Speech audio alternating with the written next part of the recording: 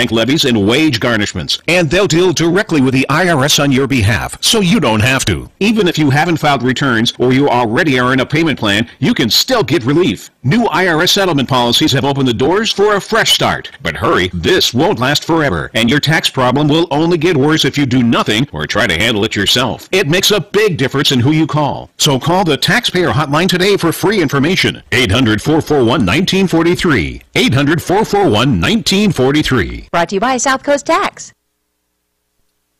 Mommy's at TJ Sampson Community Hospital. I've been there lots of times.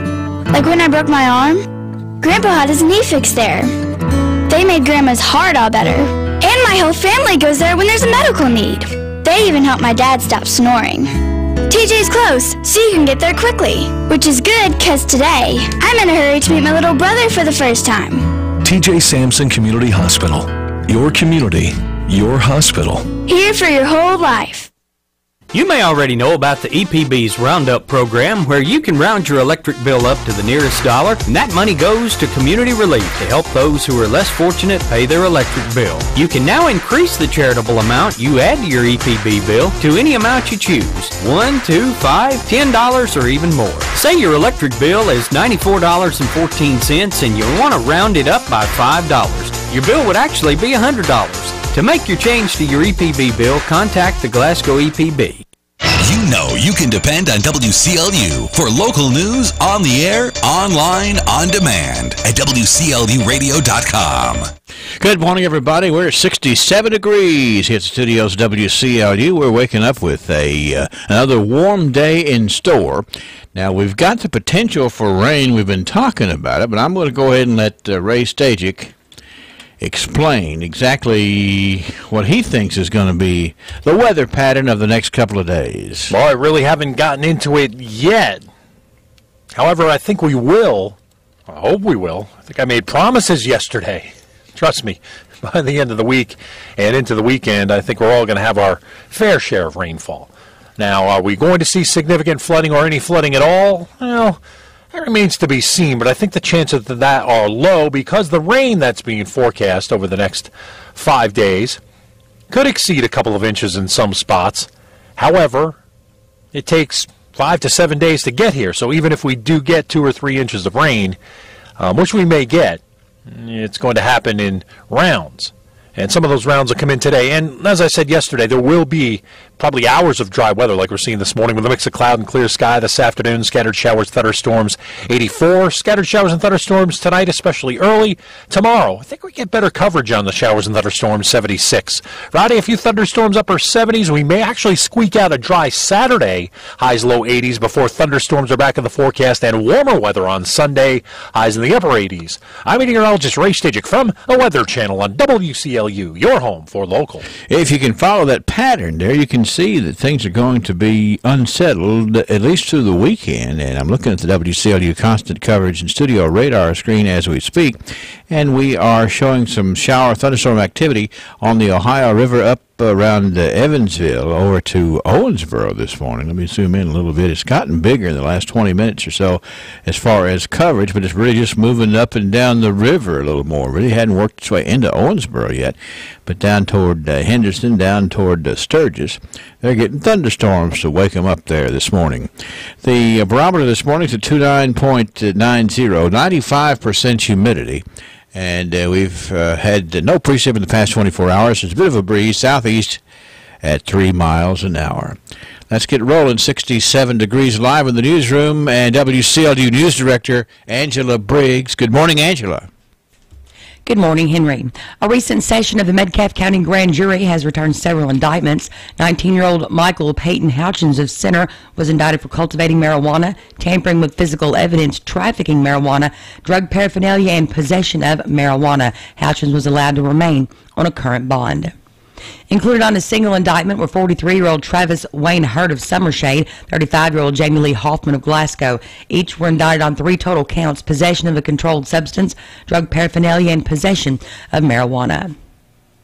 Gary Wayne Gerald, age 41, of Edmonton, was indicted for 2 counts, possession of a controlled substance 3rd degree and possession of a controlled substance 1st degree. Remember, an indictment is an accusation only, and all individuals should be considered as innocent until and unless proven guilty in a court of law.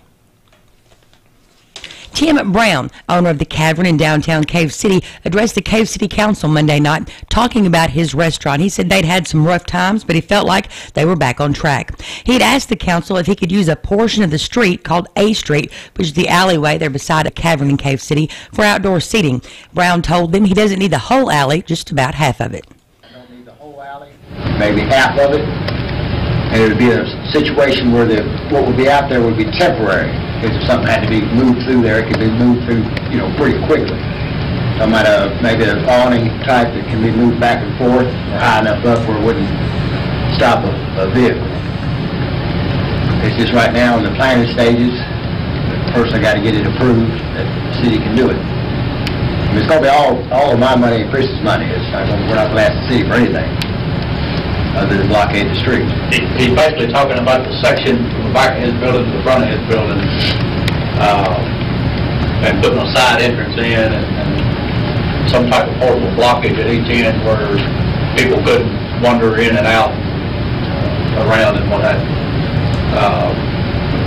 So that's what he's interested in. And I believe that'd bring a lot more people downtown. They see people sitting outside enjoying themselves. More people would like to come down and maybe go through some antique stores.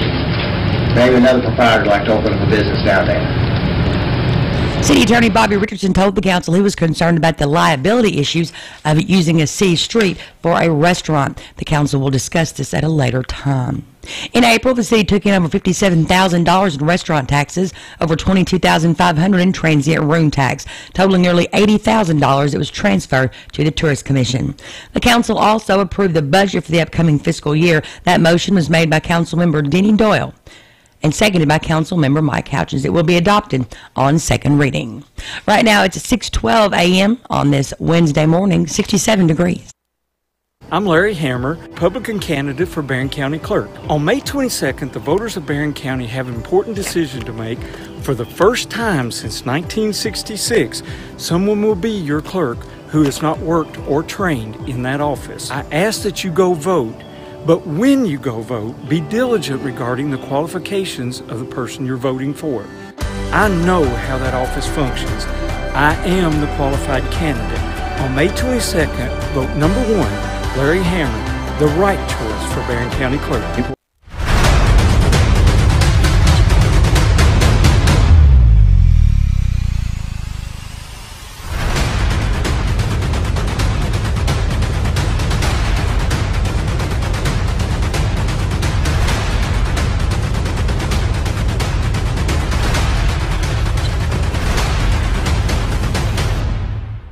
Hello folks, Freddie Joe Wilkerson, candidate for Barron County Judge Executive, asking you to tune in to Let's Talk Barron County, Thursday, 7:30 p.m. on WCLU AM, FM, Facebook Live, and EPP Channel 6. It's where we talk about topics that concerns you, Barron County, and how we can find solutions together. I'm a firm believer in listening. We can do this. Let's Talk Barron County, Thursday night, 7:30 p.m. Who will be the...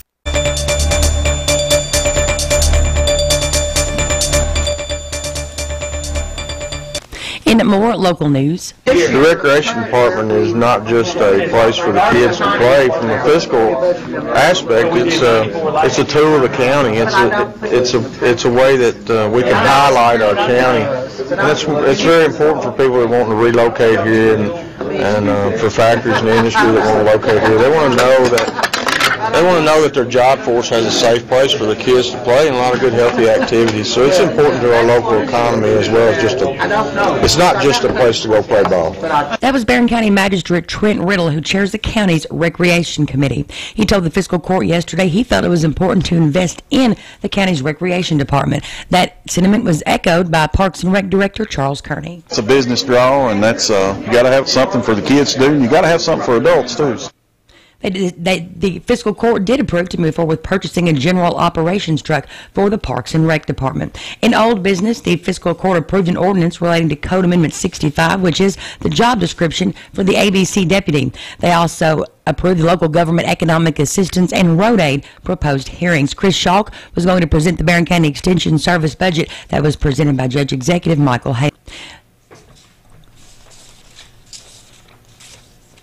Yesterday, about 2:55 a.m., Trooper Nick Davis conducted a routine traffic stop for a speeding violation just 4 miles west of Edmonton on Louis B. Nunn Parkway. When he approached the 2012 Nissan Altima, Trooper Davis detected a strong odor of marijuana coming from inside the car. Consent to search the vehicle was given. Trooper Davis found a mason jar full of individually wrapped packages of marijuana and a large sum of cash money. Two of the passengers in the vehicle, 27-year-old Delectra Wilson, 28-year-old Antonio Wilson, both of Corbin, Kentucky, were arrested, charged with possession of marijuana, trafficking in marijuana, and possession of drug paraphernalia.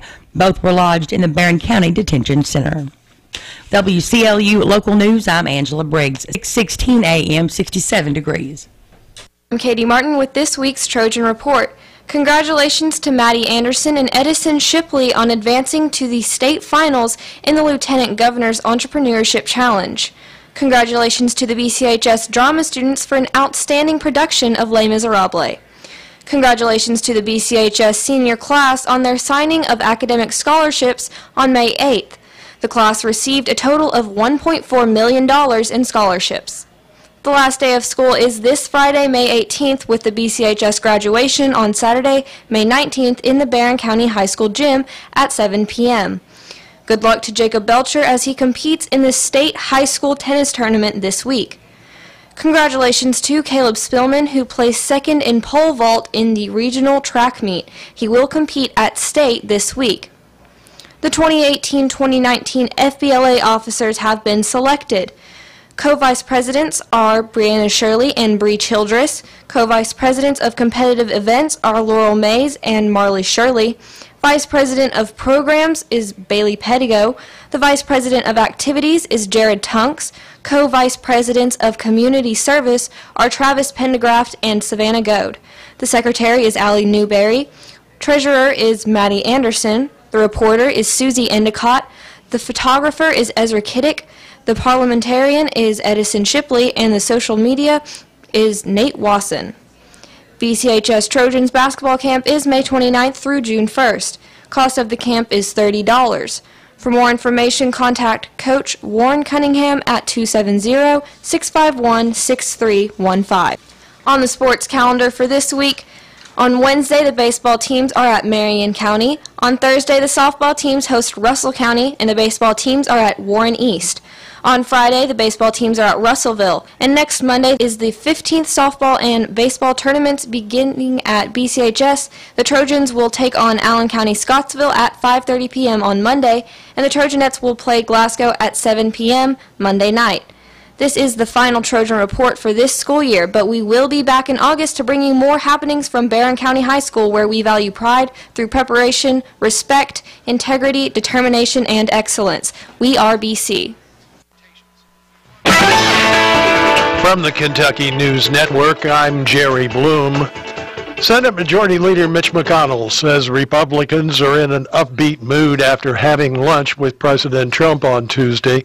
Chatting with reporters at the Capitol, McConnell said, "The economy is strong and Republicans are actively confirming Trump's conservative judicial picks." Reviewed all of the new developments abroad, not only the decision on Iran, but also highlighted the meeting on June 12th in Singapore. He suggested Republicans are feeling pretty good about November's midterm elections. He said a Trump staffer who made a derogatory comment about an ailing senator should publicly apologize. The person who said that should apologize and should apologize publicly.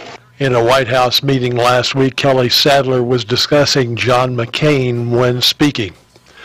Another Grayson County teacher facing charges of sexual abuse involving a student. Haley Hansen has more. 65-year-old John Carroll was accused of having inappropriate contact with a student at the school. Here's Litchfield Police Captain Brandon Cook. Once we got the complaint, we followed up on it. We actually reached out to the victim, and the victim gave us the information, which was confirmed by Mr. Carroll. Carroll is now charged with first-degree sexual abuse, second-degree sodomy, distribution of obscene matter to minors, and prohibited use of electronic communication to procure a minor. I'm Haley Hansen. Governor Matt Bevin says people have been betting on sports since the dawn of time, so why not let them do it in Kentucky? The governor yesterday said he's open to talking about legal sports gambling in the state now that the Supreme Court has opened the door. I'm Jerry Bloom. This is the Kentucky News Network. Who will be the future face of Pedigo Lessenberry? Through expert analysis, we've confirmed their potential. With intense training, we've prepared them for any occurrence. We've taken their strengths and made them stronger.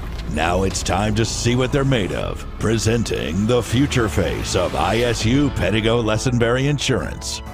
Hello, I'm Jared Pursley. And I'm Daniel Bird. And we're more than prepared to serve you here at ISU Pedigo Lessenberry Insurance. Growing with a proud community since 1902. Lessenberry Do-It Center is Glasgow's only locally owned hardware store, and that means a lot to me. Lessenberry's has been in business for over 100 years. I walk in the store, they know who I am, and I get the help that I need. For me, Lessenberry's is the easiest place for me to shop, simply because it's a local family-owned business, and I feel comfortable when I'm there. And I'm glad there's still a place like that in Glasgow I can go to. South Central Kentucky Monuments in Glasgow wants you to know that if you've recently lost a loved one or if you're thinking about a pre-need monument, they're here to make the process as stress-free as possible. With plenty of examples and a multitude of custom options, South Central Kentucky Monuments has the ability to offer you exactly what you want or help steer you in the right direction based on your preferences. Let my friends David, Jerry, and Adam Jesse provide the service and craftsmanship you deserve. To learn more, visit southcentralkymonuments.com. 67 degrees, 22 minutes after 6 o'clock at WCLU. In area funeral announcements this hour, Donna Drews Wiggins, formerly of Glasgow, died Monday, May the 14th. The daughter of the late Russell and Esther Drews. She was born in 1942 in Green Bay, Wisconsin. She was a graduate of Preble High School in Green Bay and Wisconsin College of Cosmetology. Donna married James Wiggins in 1961, who survives, and together they raised their family in various national park areas where he served.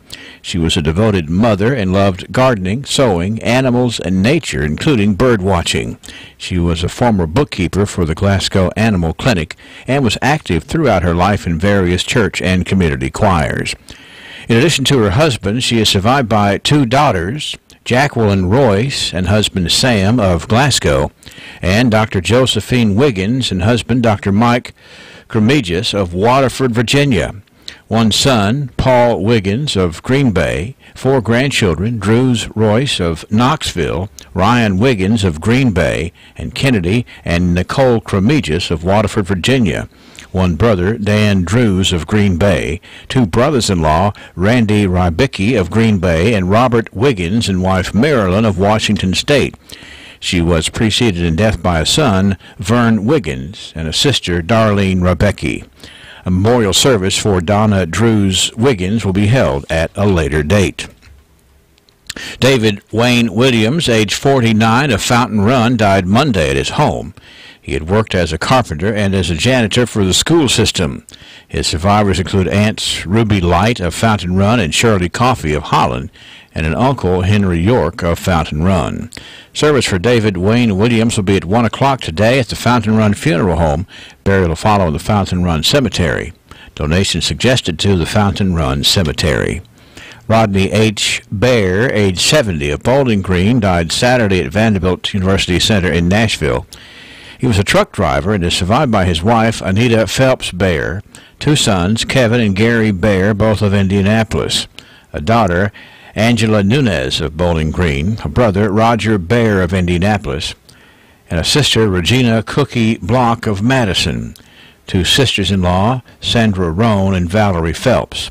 6 grandchildren, Kevin Scooter Bear, Kaylin Brown, Zeke Jones, Raina Gomez, Elijah Jones, and Wesley Page. Services for Rodney H. Bear will be at 3 o'clock Thursday at the Grayville Funeral Home. Burial to be in the Slate Bank Cemetery. Visitation begins Thursday from 1 until 3 p.m. Marjorie Eva Wilson Bybee, age 93, of Glasgow, died Monday at Signature Healthcare in Bowling Green. The Metcalfe County native was a retired employee of Lessonberry's Building Center, a member of the Foster Grandparent Program, and a member of the Pleasant Oak Ridge Baptist Church. Survivors include 3 daughters, Dorothy Gilmore and husband James, and Phyllis McNeil of Indianapolis, and Sandra Lewis and husband Charles of Bowling Green. Several grandchildren and great-grandchildren also survive. Services for Marjorie Eva Wilson Bybee will be Saturday afternoon at 1 o'clock at the Pleasant Oak Ridge Baptist Church, with burial to be in the church cemetery. Visitation from 4 until 8 p.m. Friday at the Hatcher and Sadler Funeral Home. Merle Blair, age 64, of Cave City, died Monday at the Medical Center in Bowling Green. He was an employee of CEMEX as an electrician for over 35 years. He was a U.S. Army veteran and of the Baptist faith. He is survived by his wife, Carolyn Hampton Blair, 2 sons, Bobby and Joseph Blair, 2 granddaughters, Lily and Maddie Blair, all of Cave City, 2 brothers, Bobby Ray Blair of Cave City and David Blair of Owensboro. Visitation for Merle Blair will be held from 4 until 8 Friday at the Patton Funeral Home's Park City Chapel. Services for David Lee Jackson, age 71, of Glasgow, will be today at 1 o'clock at the A.F. Crow & Son Funeral Home. Burials to be in the Glasgow Municipal Cemetery. Services for Linda P. Miller, age 76, of Glasgow, will be today at 1 o'clock at the Hatcher and Sadler Funeral Home, with burial to be in the White Cemetery. Obituary information is available 24 hours a day free at WCLUradio.com. No login is necessary. When planning the proper memorial for a loved one this year, you want it to be fitting and affordable. Jeff's Country Florists and Gifts provide both. Again this year, the staff at Jeff's is creating beautiful saddles just in time for Memorial Day, starting at just $13.99 each. Jeff's takes pride that they have the area's largest selection of custom-designed memorial flowers, $13.99 each and up. This is a great time for you to come to Jeff's showroom and pick out the design that would best fit your loved one's legacy. We are located on Scottsville Road at Haywood. You want it to be a meaningful memorial, and they always have that in mind at Jeff's Country Florists and Gifts. Call them at 651-3575. I'm Stacy Norman Hammer. My husband, Larry Hammer, is a candidate for your Barron County Clerk. Larry and I have continued to serve the citizens of this community during my last 8 years. Hi, I'm Fred Parrish here at Parrish Carpet in Glasgow, Kentucky. My parents started this business over 50 years ago, so we know flooring here at Parrish Carpet. We have a large showroom and a big selection in stock. We do custom binding and we do free estimates. We've served a lot of people in the 50-plus years, and we'd like to thank each and every one of you. So if you have a flooring need, come see us at Parrish Carpet.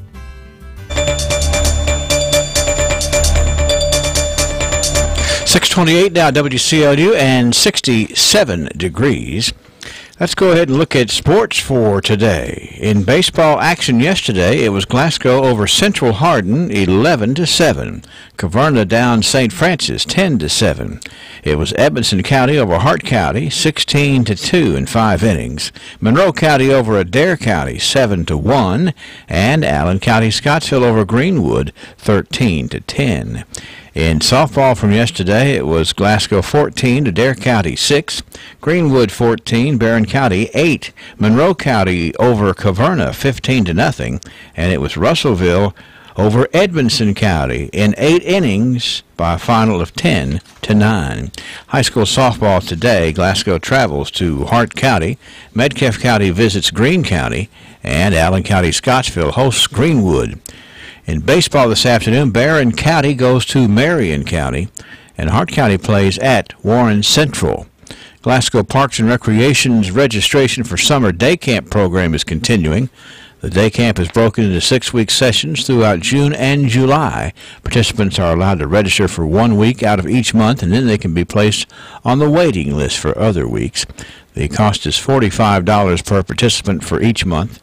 Summer day camp will have weekly trips to Ralphie's, daily trips to the pool, and weekly movie trips, and lots of fun and outdoor activities.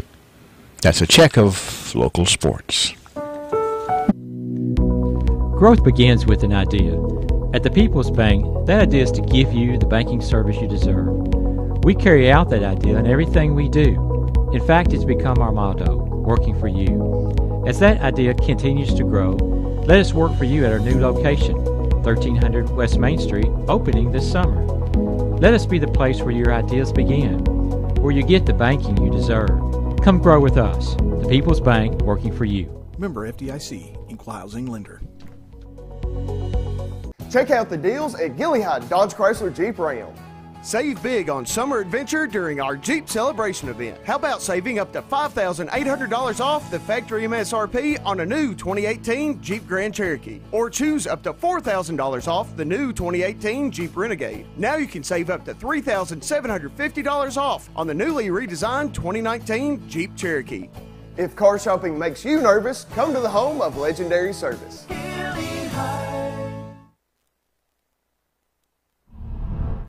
From the Weather Channel on WCLU, your home for local.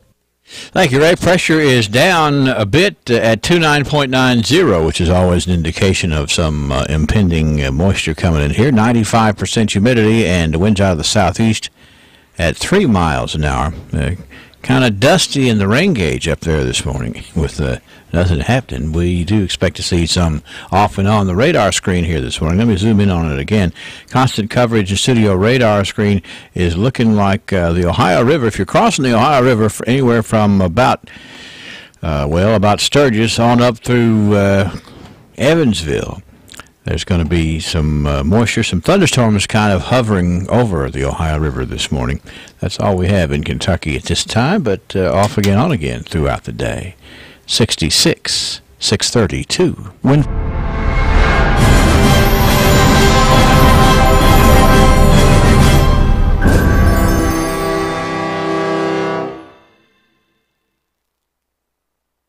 TJ Sampson, providing TLC, Total Local Care, 24/7. My husband and I were both admitted to TJ Sampson. They were so good to us, and we will always go back to TJ, your local health care provider. Total Local Care, 24/7. BR Tire. We're always on call, and we answer the call. We know that's what keeps our loyal customers coming back season after season, year after year. With so many vying for your business, improving our service is not just a good practice, it's a necessity. From our easy-to-navigate website to our easy-to-deal-with service department, we work hard to make it easy for you to choose us. No one keeps you rolling like BR Tire on Lovers Lane in Bowling Green and West Main Street in Glasgow. All Business of the Year by SCRTC. When was the last time you got your Ralphie on? What's getting your Ralphie on, you ask? When you're winning prizes and lighting up the score in the arcade, you're getting your Ralphie on. When you're dancing under the lights on roller skates, you've turned on your inner Ralphies. When you bring your coworkers to bowl in the business league, your office staff has clocked in on Ralphie's time. If you suffer from symptoms such as lack of fun, feeling bored, if you get frequent urges to act like it's your birthday, or if you're just not smiling enough, you need to go to Ralphie's. That's Ralphie's Fun Center in Glasgow. A great place for any party, event, field trip, or church group. Get your Ralphie on. And that's a great idea, Ralphie's Fun Center, just because of the fun, I'll tell you. I've got birthdays here, and I'm just going to tell you about them. Well, actually, here's one coming in the door. Charlie, is it Thomerson or Thomason? With an A or an E-R? Okay, I'm sorry. I couldn't hear you. Charlie Thomason. Happy 76th birthday to Charlie Thomason today. We have Bailey Staples Mays. That's Bailey Staples Mays, turning 23 today. Angie Coomer has a birthday. Your wonderful mother-in-law called up to wish Angie Coomer a happy birthday. It is Cooper Hinkle. Cooper is 3 today. Riley Myatt is 2, and I do have a note here that Riley's mom and dad and Gracie called up to wish Riley Myatt a happy second birthday today. Patricia Morgan is 61.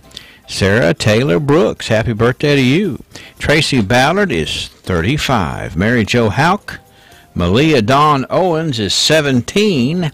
Charlene Bailey with a birthday. Joyce Spear with a birthday here on the 16th day of May.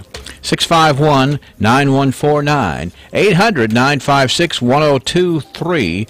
Online it's WCLUradio.com. We got room on the paper, so let us share. We're going to share the archives right around the bend here this morning.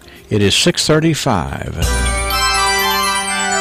We are not clowning around. The circus is coming to town Saturday, May 19th for 2 big shows in Cave City at the Caveland Church on Happy Valley Road. The big show, the Kelly Miller Circus, celebrating their 80th anniversary, traveling 10,000 miles this year to over 150 cities. The tour will be in Cave City Saturday, May 19th. Shows will be at 2 p.m. and 4:30 p.m. Get your tickets today and save. Advance tickets are $10 adults, $7 children, and you can buy them at Barron County Metal and Trust, the Sahara Steakhouse, Cave City Chamber of Commerce, and Sunny's Settings in Horse Cave. Tickets day of the show at the door will be $13 adults and $8 children. Sponsored by the Cave City Chamber of Commerce, the Cave City Proud Committee, and funded in part by the Glasgow-Barron County Tourist and Convention Commission. This is a big deal. Saturday, May 19th, the circus comes to Cave City. Get your tickets. Why the name Fire Pit Spirits? Because your beverage of choice is meant to be enjoyed with good friends, celebrating life, happiness, or just the end of a hard week of work. And, as always, it's meant to be consumed responsibly. So, whatever you're celebrating, gather around your fire pit, because good times are made with the ones you choose to keep in your circle. Fire Pit Spirits. Best selection, best service, best friends. Thank you. Paid for by Gary Tillman, Melanie Watson, Treasurer. Well, when I was starting that commercial about Gary Tillman, I was handed a note from Wes over in the control room that Gary and Pat Tillman are having their 37th wedding anniversary today. How about that? Gary and Pat Tillman, a 37th wedding anniversary. But that's not all. Their daughter and son-in-law, Carrie and Daryl DeRossett. That's Carrie and Daryl DeRossett have a wedding anniversary today, too.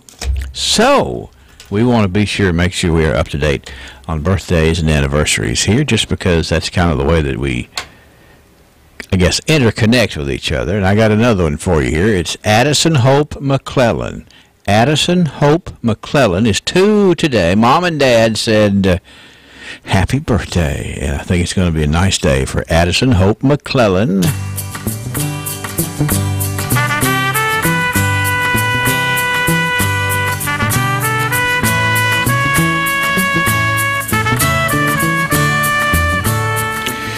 Round and round and round we go, aiming back down memory lane with interesting pieces of our history. Explains a whole lot. The archivists at the South Central Kentucky Cultural Center have been very busy getting together information and some absolutely stunning information about our past. And we're going to share it today on behalf of Joseph A. Wade, Industrial Hardware Services, because history is made by the hard work that stands the test of time. One of the realities of old man winter is things need repairing. But when spring comes, don't be in a rush to get your agricultural or industrial equipment back up and running. Call Joseph A. Wade Industrial Hardware Services today and get those repairs done before spring. And even if you have a smaller operation or you just need some odds and ends for your home repairs, Joseph A. Wade is here to meet those needs as well. Joseph A. Wade is located on Industrial Drive in Glasgow, family-owned and operated since 1985, a Wright Tool distributor. Henry. Yes. Before we get into the archives, I've got to bring up the whole snake situation again. Okay, well, let's see. Is that moving forward or backward? I mean, it's everywhere. Like, it's forward, it's backward, it's to the left, it's to the right. It's current. All right. I killed another snake. Okay. In my yard. All right. I know it's And why did you do that, actually? Well, I mean, I just don't want to just, like, hanging out there, just, like, lying in wait. You want them to feel welcome or something? I mean, I don't want to go out there like dusk and go to pick up a stick and it'll hiss at me. Okay, you know? okay, all right. And I know that I blame the city, and I know it's not really their fault. Yeah. I'm going to continue to blame them. Well, you know. I mean, there's got to be, like, what's that Pied Piper that got the right side of that one city? I need somebody to come down here with a flute and get rid of these snakes. Well, let's see. Let's think about people in the city that can play musical instruments. I don't care if they can't play very well, as long as the snakes will follow them out of town. You need a snake charmer. I mean, they fogged the whole city with that stuff for mosquitoes. Charm them to next door. You know, and of course they got the big cannons too. Charm them next door so then Mark can wind them up. Yeah, that's right. Good. He won't bother him. No, well, anyway, so do you feel better now? No, I don't feel better. I'm infested with snakes. No, I don't feel better. Again, if anyone out there knows a Pied Piper, please give us an email here. Well, I bet you could get some people could call up and say, okay, do this and this and this. I tell you what. What is it? Something about mothballs or... Billy Wright, if you are listening right now, which I know you are, I wonder if shoats are good at keeping snakes away. Well... I mean, half sheep, half goat. It's got to have some kind of special talent. Yeah, I don't know. I don't know which would be worse, a snake or a shoat. Both. Let's go back 100 years, because we got some serious stuff here in the archives. Okay. In the Glasgow Republican today, from 1918. This is a letter that no one would ever want to get, but it does happen. Mm-hmm. The letter to Dr. Granville Watkins says, Dr. Granville Watkins, Glasgow, Kentucky. Dear Sir, we regret very much to report the capture of your brother, Private David L. Watkins, by the enemy on April the 13th of 1918 while performing his duties as a hospital corpsman. Oh, wow. We have positive evidence that he was taken prisoner without being injured. The enemy advanced from the car disguised with Red Cross bands on it and gained admission where they took their first prisoners. The enemy paid about 8 for every one they took from us. Signed, Marvin Chappelle, the captain of the Regimental Surgeon Division. So it sounds to me like that the Germans were being sneaky right in 1918 because they pulled up in a car and they had bands from the Red Cross on their arms. Well, yeah, trying to trick people. So it's like, yeah, we're here to help you. Blam. We actually aren't. April Fool. There you go. Sneaky stuff in 1918. For sure. And I don't know what hopefully that Dr. Watkins' brother got released and was not injured any further.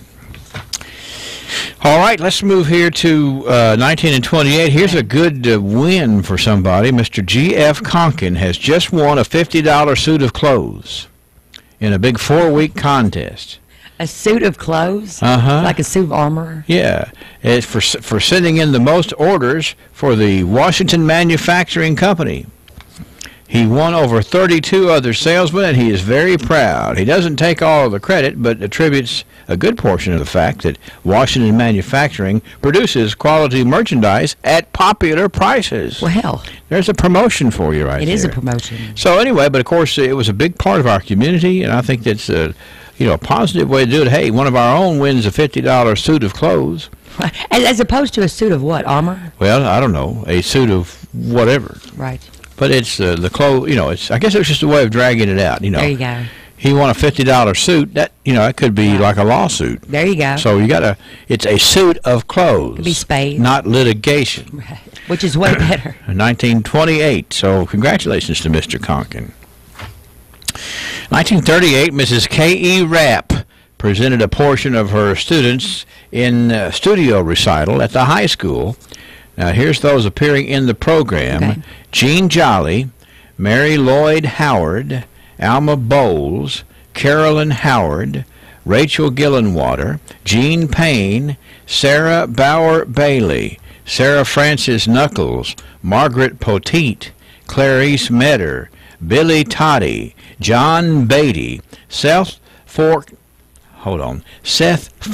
Knuckles, Corbin Arterburn, and Paul Young. Boy, it's a lot of students there for Mrs. Rapp. Now, would that be Mary Lloyd Lessenberry? Yeah, that's right. That's exactly right. She always has the best sunglasses ever. Yeah, and her sister, Dr. Carolyn, is in that group right there, as well as a number of folks that I could tell you their married names, but I'd miss a few. So anyway, that's a nice K.E. Rapp.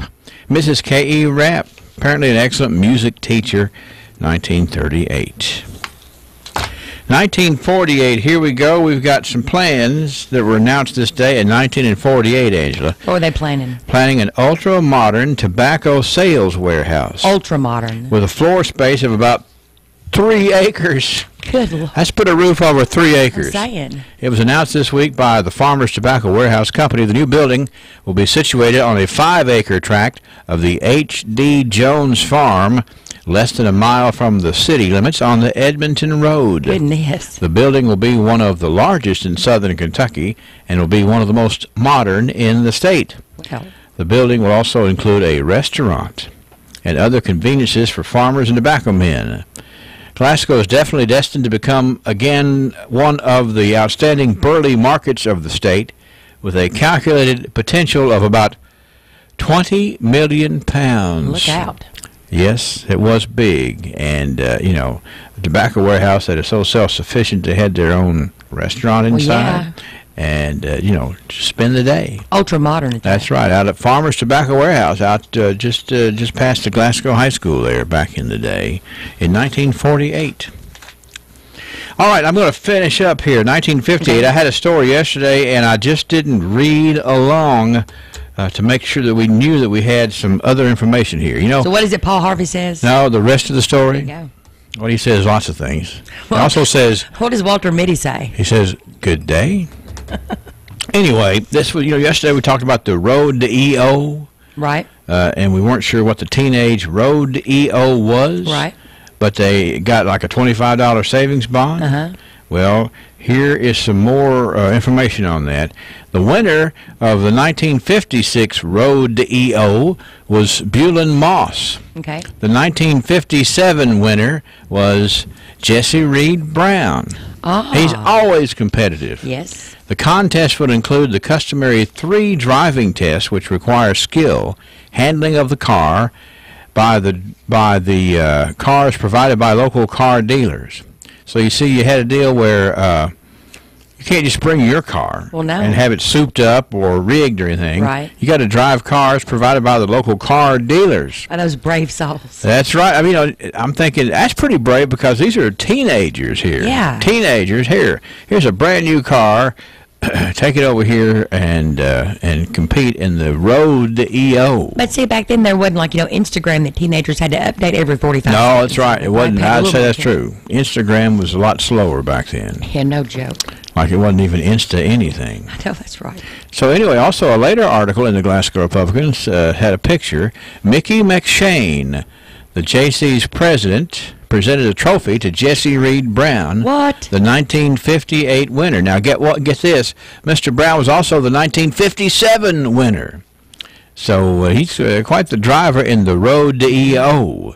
Road to EO. In 1958. I saw Mr. Mickey McShane yesterday, but if I had known this, I would ask him about that trophy in 1958. That's from the Glasgow Republican. All right. Let's go to 1968. Okay. How about this story? Cindy Wright, the daughter of Mr. and Ms. Marion Wright, won the first place talent award in the Junior Miss Kentucky of baton twirling. Well. Also the second runner-up for the title of Junior Miss Kentucky of baton twirling as well. So that Miss Cindy Wright here is quite the baton twirler. Can you twirl a baton? No, but I can tell you it's an impressive-looking operation because I can't figure out how they do it. Well, I do good to hold on to my ink pen, let alone try to twirl something else up in Well, it's twirling there for Cindy Wright, 1968. Twirling expert. 1978, we're going to do some name dropping right here because this was the day, May the 16th of 1978. Okay. How many years ago was that? Was that 40 years ago? A couple. Okay. Yeah. Glasgow High School, the cheerleaders were announced for Glasgow High School in 1978. It was Kim Kennedy, Darla Chambers, Tammy Wells, June Morgan, Stephanie Crenshaw, Anne Franklin, Trina Wells, Debbie Lane, Kim Rice, Vicki Bunch, Charlotte de Munbren, Renee Duval, and Joy Marsh. Well, that is a cheerleading squad for you for sure. Some fine young ladies there in 1978, and who many of them still live here and certainly are involved in the community. But in 1978, their involvement was to cheer on the Scotties. There you go. They were peppy. That's right. 1988, this was the day that Kentucky State Police Detective James Valuesat received the Trooper's Medal for his life-saving action. What'd he do? He performed the Heimlich maneuver on a choking victim at a Munfordville restaurant. What? He did. James Valuesat, I don't know, obviously the victim is not revealed here, but at a Munfordville restaurant, this State Trooper Valuesat had to perform the Heimlich maneuver. I wonder what restaurant that was. It's just a Munfordville restaurant. Yeah. I don't know, but you should be able to figure that out. I'm trying. It's like kind of sketch up. Were they talking about who's the person? Yeah. That was 1988. 1998, though. You know, here's an odd tidbit. I read somewhere, it's been a while back now, that the guy that invented the Heimlich maneuver actually never had to do the Heimlich on somebody. Well, you know, I guess that may be totally false. It was theoretical. They're very theoretical. All right. Like my snake problem. Yeah, or unlike my snake problem, which is real. Yeah, that's right. That's real time. And I blame the city. All right. 1998, this was the day that police ended a 20-hour investigation this morning after unveiling the largest ever complete methamphetamine operation in Hart County. Whoa. It's sad to read that story because, number one, it certainly would not be front page news anymore. No. It certainly would not be, oh, by the way, here's something that's happened once or twice. Right. It's every day, and it's not a proud moment. Yeah, and it's like in a ski bottle. But somebody's trunk. 1928. I'm sorry, 1998. A 20-hour investigation. 20-hour investigation? Yeah. They got that with the quickness. That's exactly right. I think it must have been like a continuous thing there. There you go. 20 hours in a row. All right, and finally, in 2008, this story in the Barron County Progress, Glasgow High School's 2008 Governor's Scholars were announced, and they are Andrew Dennis, Anja Gilreath, Demarius Moore, and Kristen Wilkerson. 4 youngsters headed for Governor's Scholars, and also the same day, Barron County High School students honored after taking the 2008 National Latin exam. Ooh-wee. And I know you're too young to have had Latin in high school. Yeah, I didn't have Latin. Way before my time. I did have Latin for 2 years, and certainly it's an eye-opener for sure. I had Spanish. You can see why nobody could speak Latin, because it takes 12 letters to change the tense of something. Well, I mean, in Spanish I can ask, ¿Dónde el baño? Where's the bathroom? Yeah, well, I can, ask for a drink, and that's about it. Well, I can call somebody bad names, but, you really can't spread the bad words. Let me tell you about the Latin exam winners here in 2008, 10 years ago. How about Matthew Bunnell? Okay. Raina Glass, Victoria Kane, Riley Matthews, Luke Matthews, and Quentin Staples.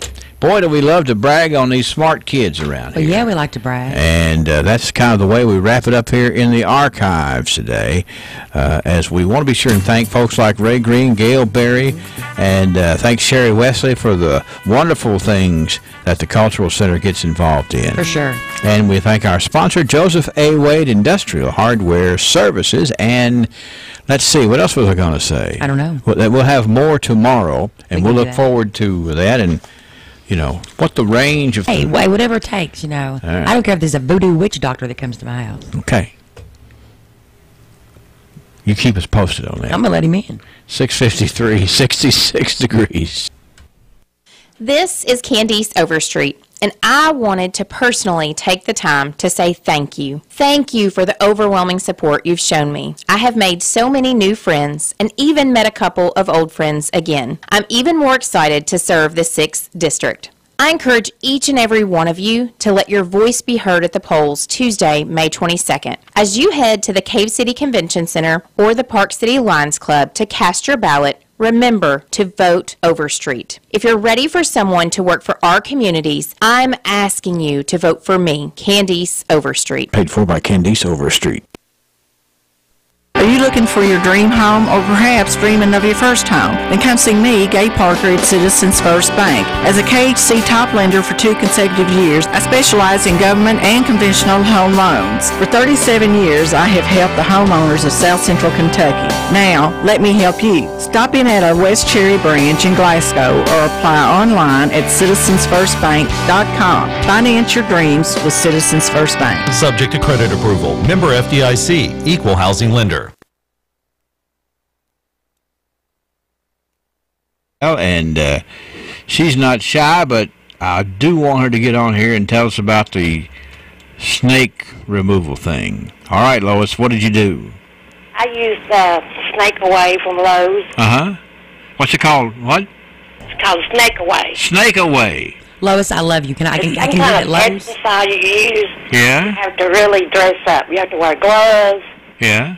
You know, when you get done, you have to wash your clothes and all that. But I haven't seen none since I've been using it. Okay, there you are, Angela. So in other words, it's ridiculously toxic, but my snakes will go away. Yeah, I don't know that. I'm not 100% sure that Lois can hear you because I don't know whether I'm feeding you back Then down. you the tell line. Lois that I think she's marvelous. Okay. She's a nice gal, and she's got all types of tips right there. But now, Lois, she said her boxer was barking, and the boxer had a snake cornered and wouldn't move. So. No, it was like late at night or early in the morning. Uh-huh. He started barking, and Yeah. I got up and looked, and I thought I saw something, so he wasn't moving. Yeah. So I got floored up out of bed. Yeah, he appreciated that, didn't he? And he went out there, and he had a snake, and the snake would not move. Yeah. So I've had about 3. So far, I haven't seen none. Mm-hmm. So that snake away. You said you saw somebody was bought 100 bags of it? That's what the lady at Lowe's told me. Yeah. I first used it. Yeah. That should take care of at least half the county, you think? Hopefully it was the city of Glasgow. It must be awful good to buy 100 bags. Yeah, that's right. Well, Lois, we are relaying this information up there to Angela, okay? Okay. Thank you for calling that in. Hey, thank you. Bye-bye, Lois Bull. See, that's what I'm talking about right there. Yeah. Thank you, Lois. Thank you. Oh, yeah, you can't, hey, I went and got it, and I hadn't seen one ever since. I mean, hopefully there was a city that bought those 100 bags. I'm just saying. I don't know. Tax dollars well spent. You want them to go out, you want them to come and provide that for you, do you? I mean, yes. As a city service? Thank you very much for that idea, Henry. I would love that. I know where you're going after the news. 6:57. We'll come back with a check of the forecast here in a minute. Hi, I'm Helena Chase Birdwell. I was raised right here in Barron County, and generations of my roots grow deep here. I have spent my career serving people in local, state, and federal government offices, and I want to continue that by serving you, the people of Barron County, as your next Barron County clerk. If elected, I will bring fresh ideas to the office while continuing the excellent work the office already does. On May 22nd, I need your support. Vote Helena Chase Birdwell for Barron County Clerk. The university scientists have long hypothesized, where does the magic man get his magic? The phenomenon that is the magic man is considered one of the great wonders of science. Truth be told, there is no science greater than magic. And that's why the mystery remains. Hi, I'm Eddie Bruner, and yes, technically I am the magic man, but there's no magic to it. It's honesty, knowledge, and paying the best prices I can pay. Glasgow Prescription Center is the culmination of my husband's professional career. When he took over GPC, he didn't want to be just good, he'd already done that. He wanted to be great. And I think his patients would agree that he's done just that. Could he get by with a smaller staff? Sure. The gift shop, the flower shop, delivery people, a brand new facility, none of those things are required to have a pharmacy, but that's why it's not just a good pharmacy, it's a great one. I'm really excited to see what Robert is going to do next because I know he's going to put his heart into it. All right, 66 degrees. Let me tell you today, first of all, before we have some more snake advice, let me tell you that today it's Malia Dawn Owens Day. Now, Malia is 17 today. We want to be sure and wish Malia Dawn Owens a happy birthday today. And the person who called this in makes a note of the fact that she is a very sweet girl. Now, you know that that is an excellent compliment, and we hope that Malia Dawn Owens has an excellent birthday on her 17th birthday, and let her know she's good as gold from WCLU and a little taste of Texas. Okay, Agnes Potts called up, and Agnes wanted me to pass along to Angela that what happened to her was a snake she was walking underneath a tree, and a snake fell out of the tree in front of her. And so she... You are lying. That's what she said.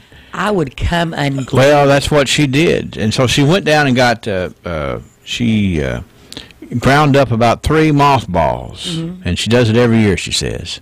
And she said if she'd have seen another one, she wouldn't be here today. Well, I'm going to tell you what, I see snakes in my trees. I'm calling the fire department to come in there with the fire truck and blow them things out. Yeah, well, you know. Good luck on that, because, you know, it's hard to describe that problem. However, I think she hasn't seen any. She puts out the mothballs every year, so, you know, nothing else has fallen out of the tree in front of her. I think that the biggest concern she had was if it ever happened again and it fell on her. That's a problem. Well, yeah, to say the least, it's a problem. All right. So anyway, I wanted to pass that along to you, ma'am. Uh-oh, it's official. I'm retiring next week. Well, that's a good thing, as long as you've been preparing for it. But I'm not ready. I kept saying, I'll get around to it. Hello, I'm Anthony Mite, your local Modern Woodman financial representative. Don't be like Miss I'll get around to it. Call me today at 427-6807. Get to know your local Modern Woodman representative to plan for your financial future and learn about valuable member benefits. Modern Woodman of America. Touching lives, securing futures. Securities offered through MWA Financial Services, Inc., a wholly owned subsidiary of Modern Woodman of America.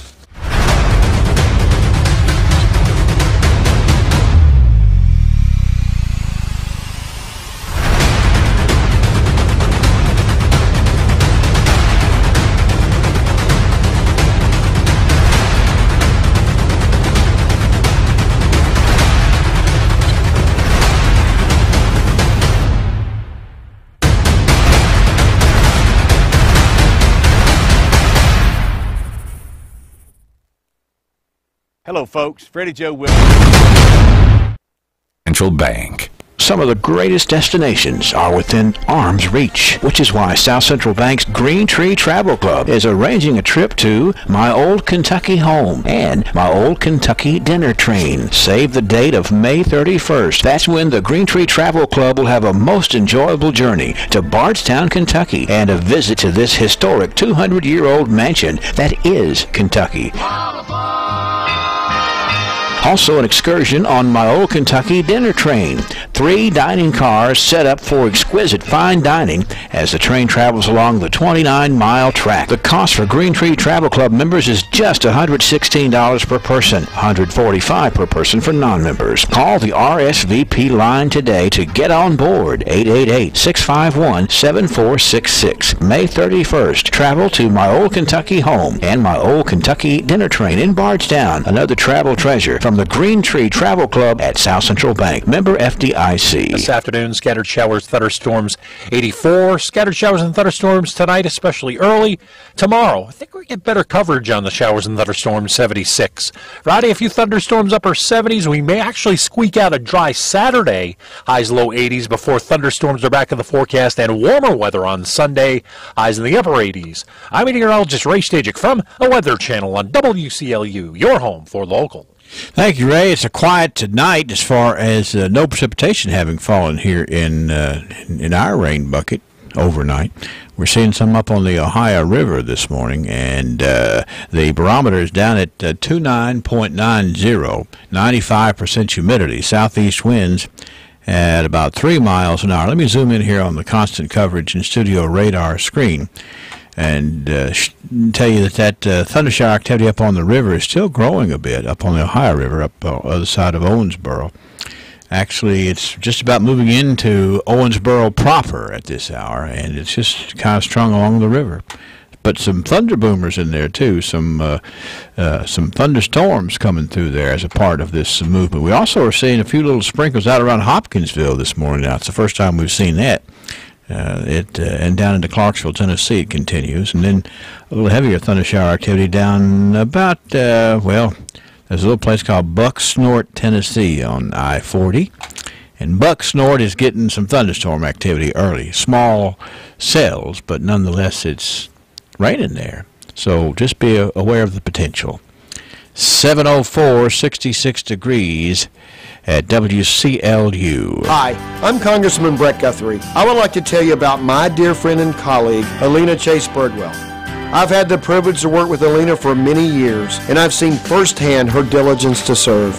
Helena's life and career have been dedicated to serving others, and I know she will work hard to be a public servant as the People's Clerk of Barron County. I ask you to vote for my friend Helena Chase Birdwell for Barron County Clerk on May 22nd. This ad has been approved and paid for by Helena Chase Birdwell for Barron County Clerk. Hello, folks. Freddie Joe Wilkerson, candidate for Barron County Judge Executive, asking you to tune in to Let's Talk Barron County, Thursday, 7:30 p.m. on WCLU AM, FM, Facebook Live, and EPP Channel 6. It's where we talk about topics that concerns you, Barron County, and how we can find solutions together. I'm a firm believer in listening to the people, acknowledging their issues, acknowledging their opportunities, and then let's sit down and solve our problems together. We can do this. Let's talk Barron County, Thursday night, 7:30 p.m. Who will be the future face of Pettigo Lessenberry? Through expert analysis, we've confirmed their potential. With intense training, we've prepared them for any occurrence. We've taken their strengths and made them stronger.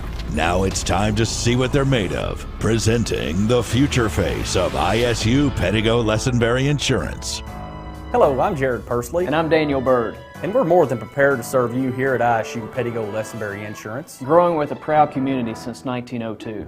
Lessenberry Do-It Center is Glasgow's only locally owned hardware store, and that means a lot to me. Lessenberry's has been in business for over 100 years. I walk in the store, they know who I am, and I get the help that I need. For me, Lessenberry's is the easiest place for me to shop, simply because it's a local family-owned business, and I feel comfortable when I'm there. And I'm glad there's still a place like that in Glasgow I can go to.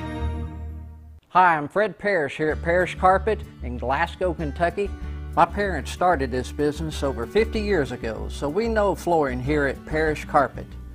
We have a large showroom and a big selection in stock. We do custom binding and we do free estimates. We've served a lot of people in the 50-plus years, and we'd like to thank each and every one of you. So if you have a flooring need, come see us at Parrish Carpet. All right, let me see here. I had a birthday here. I was looking at it, and I make sure I wrote it down right. And it looks to me like that I did. So I'm going to jump into trivia. 651-9149, 800-956-1023. If you can answer this question, then Long John's A&W, a fun place to go for dinner, a fun place to go on the weekend. And if you missed Taco Tuesday yesterday, well, there's still big deals coming up. Friday, it's all day long. It's the crab cake, 99 cents for the crab cake on Friday at Long John's A&W. And, of course, Sunday, it's becoming very, very popular, the all-you-can-eat fish and chicken from 11 until 7 every Sunday at Long John's A&W. Let's ask the question, and here we go. In 1942, radio disc jockeys in America were prohibited from doing what on the air? The government feared that enemy spies would use it as a means of conveying secret messages. 1942, radio disc jockeys were banned from doing what? Trivia. Singing. No, it's not right. Yeah, that would be a bad thing for disc jockeys to try to sing. I haven't known many who could sing. 1942 is a big deal. Disc jockeys in America were prohibited from doing what on the air?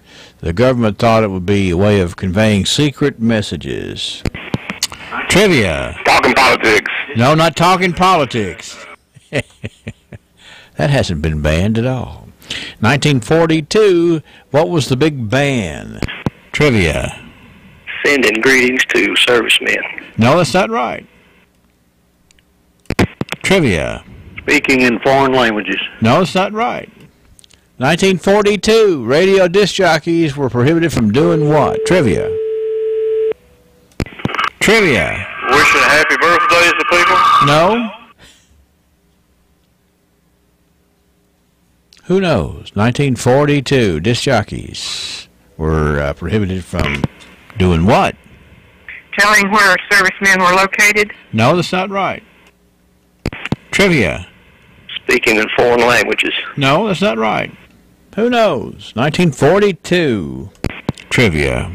Doing the weather forecast? No. Trivia. Playing patriotic songs. No, it's not right. Trivia. No, I'm not trivia. I was wanting to give you a birthday. Okay, we'll give it here. Hurry. Go ahead. William Swafford. William Swafford? Swafford. Okay, I will get William on there, okay? Alrighty. Thank you. Trivia. Talking about the weather. No. What do disc jockeys generally do? That's an open-ended question, but trivia. Some recording? No, not recording. Trivia. Sending birthday greetings. No, it's not right.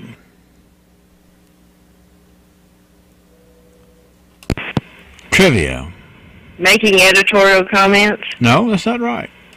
What was it in 42 you couldn't do? We're overcomplicating this. Trivia. Playing patriotic songs? No. Trivia. Making a request. That's it. Who is this speaking? David Frazier. David, you had to work for today, son. Well, I was just my brain. I didn't Google anything. Just my brain was working. Well, they couldn't take requests. You know, like you call up and say, okay, here's a song going out to Mildred. I got you, babe, or whatever. And, you know, the thing was, the government says, wait a minute. Enemy spies could call up and request songs going out to this or that, or play, or, you know, they could, you know, maybe a certain time of a song, you know, that you played a song or some wild song or something.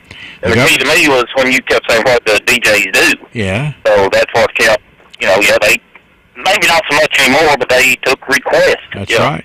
Had the all-request lunch hour, you know. Yeah, yeah. But, you know, when you think about that, the enemy could be tuned in over here in this country, and they said something, you know, whenever you hear certain such a song, then that means we're going to do this or that. Right. Anyway, it was a stretch, but the government, we didn't know what we were dealing with there. Right. 1942. Exactly. Maybe the radio was getting a little bit too much credit for being able to do something that probably wasn't going to happen.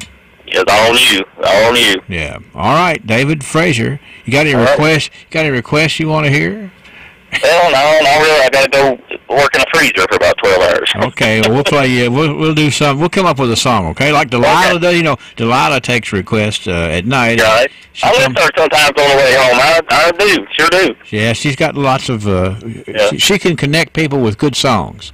She can. All right, David. Have a good day. See you later. Bye-bye. David Frazier, he wins trivia. We worked for it here today because in 1942, it was true the government said no more taking requests because the enemy could use that to send out sort of twisted, encoded, or secret messages, depending on the song and all that.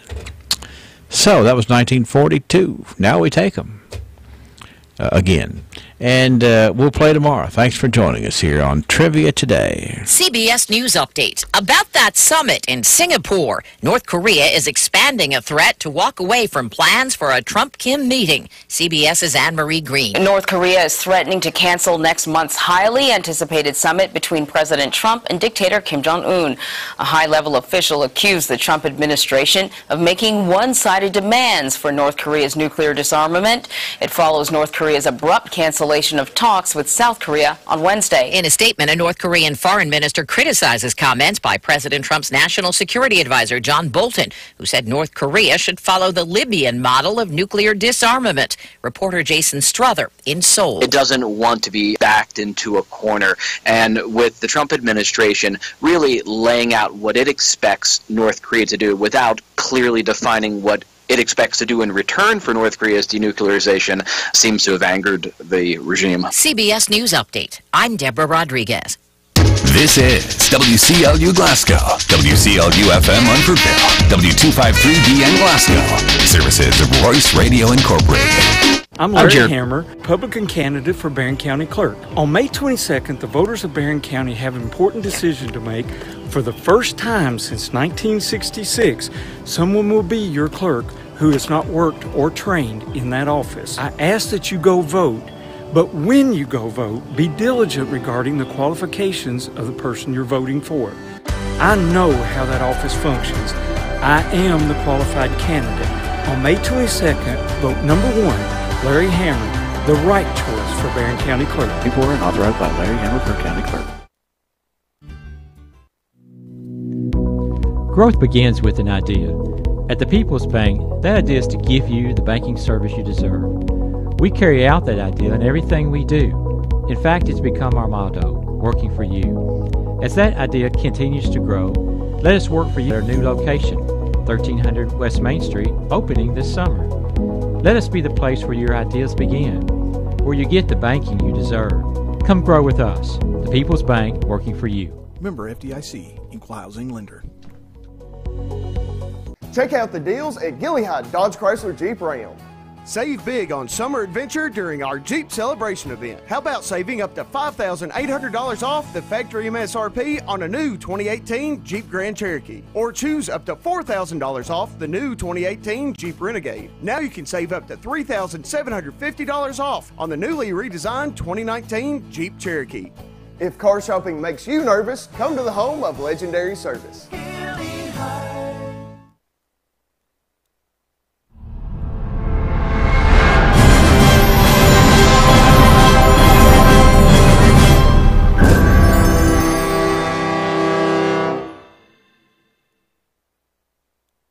TJ Sampson, providing TLC, Total Local Care, 24/7. My husband and I were both admitted to TJ Sampson. They were so good to us, and we will always go back to TJ, your local health care provider. Total Local Care, 24/7. BR Tire. We're always on call, and we answer the call. We know that's what keeps our loyal customers coming back season after season, year after year. With so many vying for your business, improving our service is not just a good practice, it's a necessity. From our easy-to-navigate website to our easy-to-deal-with service department, we work hard to make it easy for you to choose us. No one keeps you rolling like BR Tire. 66 degrees from WCLU this morning. Staff meteorologist Ray Stajic is with us today to tell us that things are going to be off again, on again, rain-wise over the next several days. We've got some thunderstorm activity on the Ohio River. That is growing in area of coverage, and some of those storms look a little bit on the strong side up there across the river, but in the neighborhood there's just some sprinkles down at Hopkinsville right now, but that could all change as we move forward here today. Let's go to the newsroom. Our next check of local news, and News Director Angela Briggs. Good morning, Angela. Good morning, Henry. A commercial vehicle crash had all southbound lanes at a complete standstill yesterday afternoon around 1:30 on I-65 just before the Munfordville exit. Multiple vehicles were involved. At least one commercial vehicle lost its load in the crash. It was carrying coils. Traffic was diverted to US 31W, and high volumes of traffic there caused delays. It took until after 3 o'clock yesterday afternoon before traffic began to trickle through, and a couple of hours after that before it was back to normal flow. A recent session of the Metcalfe County Grand Jury's returned several indictments. 19-year-old Michael Peyton Houchins of Center was indicted for cultivating marijuana, tampering with physical evidence, trafficking marijuana, drug paraphernalia, and possession of marijuana. 51-year-old Tracy Allen Compton of Edmonton was indicted for 3 counts, trafficking marijuana, drug paraphernalia, and possession of marijuana. Included on a single indictment, 43-year-old Travis Wayne Hurt, 35-year-old Jamie Lee Hoffman. Each were indicted for possession of a controlled substance, drug paraphernalia, and possession of marijuana. 41-year-old Gary Wayne Gerald of Edmonton was indicted for 2 counts, possession of a controlled substance, 1st and 3rd degree. Remember, an indictment's an accusation only, and all individuals should be considered as innocent until and unless proven guilty in a court of law. The Barron County Fiscal Court met in regular session yesterday morning. The court approved the purchase of a new dump truck for the county's road department, kicking out one of the original bids. They'll now make the purchase with Hobdy, Dye & Reed. The recreation department is not just a place for the kids to play. From a fiscal aspect, it's a tool of the county. It's a way that we can highlight our county. And it's very important for people that want to relocate here and for factories and industry that want to locate here. They want to know that their job force has a safe place for the kids to play and a lot of good healthy activities. So it's important to our local economy as well as it's not just a place to go play ball. That was Magistrate Trent Riddle, who chairs the Fiscal Court's Recreation Committee. He said that he supported putting money into the Parks and Rec because it's a big benefit to the county. I've been told by a local real estate agent who sells a lot of property that is one of the most common questions that he gets. The two most common questions he gets is, what is the tax rates in Barron County? And then what is your recreation department like? What kind of recreation department does the county have, and what kind of recreation department does the city have? What kind of facilities do you own? Anything else you want to add? The court approved the purchase of a general operations truck for the Parks and Rec Department. Director Charles Kearney said that investing in the county's parks makes a huge impact. It's a business draw, and that's you got to have something for the kids to do, and you got to have something for adults too. The court also approved the statewide emergency management contract for mutual aid and assistance. They approved the job description for the ABC deputy, and they also approved the appointment of Amy Heiser to the Glasgow-Barron County Tourist and Convention Commission. 7:20 a.m. on this Wednesday morning, 66 degrees. This growing season in southern Kentucky is going to be better than ever because this season growers have crop production services located at the corner of Bowling Green Road and Reynolds Road to partner with them. The Glasgow location of Crop Production Services is the hub for serving Barron, Metcalfe, and Monroe counties in south central Kentucky. Ricky Houchins, Sheila Steenbergen, Kevin Deckard, and Josh Timbers want you to come by and see how Crop Production Services have every angle covered, from crop protection applied with state-of-the-art John Deere sprayers for maximum yield to fertilizers and nutritionals, seed, soil sampling, and crop consulting. We even have pole spreaders on hand for pasture or hay. Look for the big green roof at the corner of Bowling Green Road and Reynolds Road. Call the store at 270-629-CROP or 629-2767 or contact Ricky Houchins at 270-670-7770 and he'll come to see you. Crop Production Services. We're your next farm input provider. Why the name Fire Pit Spirits? Because your beverage of choice is meant to be enjoyed with good friends, celebrating life, happiness, or just the end of a hard week of work. And, as always, it's meant to be consumed responsibly. So, whatever you're celebrating, gather round your fire pit, because good times are made with the ones you choose to keep in your circle. Fire Pit Spirits. Best selection, best service, best friends. Hi, I'm Helena Chase Birdwell. I was raised right here in Barron County, and generations of my roots grow deep here. I have spent my career serving people in local, state, and federal government offices, and I want to continue that by serving you, the people of Barron County, as your next Barron County clerk. If elected, I will bring fresh ideas to the office while continuing the excellent work the office already does. On May 22nd, I need your support. Vote Helena Chase Birdwell for Barron County Clerk. 259 in Edmonson County.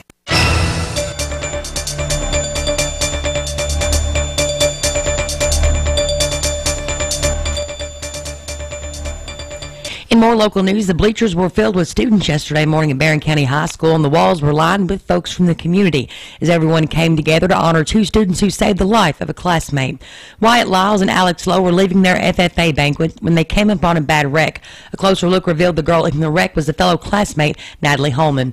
Making a tourniquet out of one of their shirts, they were able to stop the bleeding in the girl's arm and move her to safety. Doctors told Natalie's family that her life was saved because of the pair's quick thinking. High school principal Brad Johnson presented both young men with a plaque. State Representative Steve Riley presented them each with recognition from the State House. Next up was Caroline Billingsley, who is also a Barron County High School student and is in the apprenticeship program. Caroline's idea was to create an award for actions like this. This one act of heroism not only made a difference in Natalie's life, but in the lives of her family and friends. It has inspired every person who has heard the story and reminded us of all the impact of helping others. The award reads, "Great deeds will echo throughout the community and serve as an inspiration to others." For Barron County Judge Executive Michael Hill and Barron County Government. On behalf of Judge Hill, Barron County government, the many first responders in this area, and myself, we want to honor and recognize both Alex Lowe and Wyatt Miles. Thank you for making a difference in Barron County. The ECHO Award stands for Exemplary Citizens Helping Others and is designed to honor those people who go above and beyond to make a difference. The awards will be given on an ongoing basis. Tim Brown, owner of the Cavern in Cave City, addressed the Cave City Council at Monday night's regular meeting. He said they'd had some rough times, but the business was back on track. He asked the council to use a portion of A Street, which is the alleyway beside the Cavern, for outdoor seating. He told the council he doesn't need the whole alley, just about half of it. I don't need the whole alley, maybe half of it. And it would be a situation where what would be out there would be temporary. If something had to be moved through there, it could be moved through, pretty quickly. I might maybe an awning type that can be moved back and forth or high enough up where it wouldn't stop a vehicle. It's just right now in the planning stages. First I got to get it approved that the city can do it. I mean, it's going to be all of my money and Chris's money. We're not going to ask the city for anything other than blockade the streets. He's basically talking about the section from the back of his building to the front of his building, and putting a side entrance in and some type of portable blockage at each end where people couldn't wander in and out around and what have you. So that's what he's interested in. And I believe that'd bring a lot more people downtown. They see people sitting outside enjoying themselves. More people would like to come down and maybe go through some antique stores. Maybe another proprietor would like to open up a business downtown. City Attorney Bobby Richardson said he was concerned with the liability it could pose to the city. Councilmember Denny Dole asked if the city could just close the alley and sell it to Brown. The council is expected to pick this issue up at their next meeting. In April, the city took in over $57,000 in restaurant taxes, $22,000 in transient room tax, totaling nearly $80,000 that was transferred to the Tourist Commission. The council also approved the budget for the upcoming fiscal year. That motion was made by Councilmember Denny Dole and seconded by Councilmember Mike Houchins. And yesterday, around 2:55 a.m., State Police Trooper Nick Davis made a routine traffic stop for speeding about 4 miles west of Edmonton on the Louis B. Nunn Parkway. When he approached the 2012 Altima, Trooper Davis could smell a strong odor of marijuana. Consent to search the vehicle was given. Trooper Davis located a mason jar full of individually packaged bags of marijuana, along with a large sum of cash. Two of the passengers in the vehicle, 27-year-old Deldrica Wilson, 28-year-old Antonio Wilson, both of Corbin, were arrested, charged with possession of marijuana, trafficking in marijuana, and possession of drug paraphernalia. Both were lodged in the Barron County Detention Center. With WCLU Local News, I'm Angela Briggs. At 7:27 a.m., 66 degrees. I'm Katie Martin with this week's Trojan Report. Congratulations to Maddie Anderson and Edison Shipley on advancing to the state finals in the Lieutenant Governor's Entrepreneurship Challenge. Congratulations to the BCHS drama students for an outstanding production of Les Miserables. Congratulations to the BCHS senior class on their signing of academic scholarships on May 8th. The class received a total of $1.4 million in scholarships. The last day of school is this Friday, May 18th, with the BCHS graduation on Saturday, May 19th in the Barron County High School gym at 7 p.m. Good luck to Jacob Belcher as he competes in the state high school tennis tournament this week. Congratulations to Caleb Spillman, who placed second in pole vault in the regional track meet. He will compete at state this week. The 2018-2019 FBLA officers have been selected. Co-vice presidents are Brianna Shirley and Bree Childress. Co-vice presidents of competitive events are Laurel Mays and Marley Shirley. Vice president of programs is Bailey Pettigo. The vice president of activities is Jared Tunks. Co-vice presidents of community service are Travis Pendergraft and Savannah Goad. The secretary is Allie Newberry. Treasurer is Maddie Anderson. The reporter is Susie Endicott. The photographer is Ezra Kiddick. The parliamentarian is Edison Shipley, and the social media is Nate Wasson. BCHS Trojans basketball camp is May 29th through June 1st. Cost of the camp is $30. For more information, contact Coach Warren Cunningham at 270-651-6315. On the sports calendar for this week, On Wednesday, the baseball teams are at Marion County. On Thursday, the softball teams host Russell County, and the baseball teams are at Warren East. On Friday, the baseball teams are at Russellville, and next Monday is the 15th softball and baseball tournaments beginning at BCHS. The Trojans will take on Allen County Scottsville at 5:30 p.m. on Monday, and the Trojanettes will play Glasgow at 7 p.m. Monday night. This is the final Trojan Report for this school year, but we will be back in August to bring you more happenings from Barron County High School, where we value pride through preparation, respect, integrity, determination, and excellence. We are BC.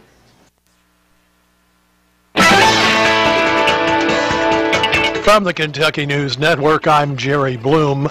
Another Grayson County teacher facing several sexual abuse charges involving a student, Haley Hansen reports. 65-year-old John Carroll was accused of having inappropriate contact with a student at the school. Here's Litchfield Police Captain Brandon Cook. Once we got the complaint, we followed up on it.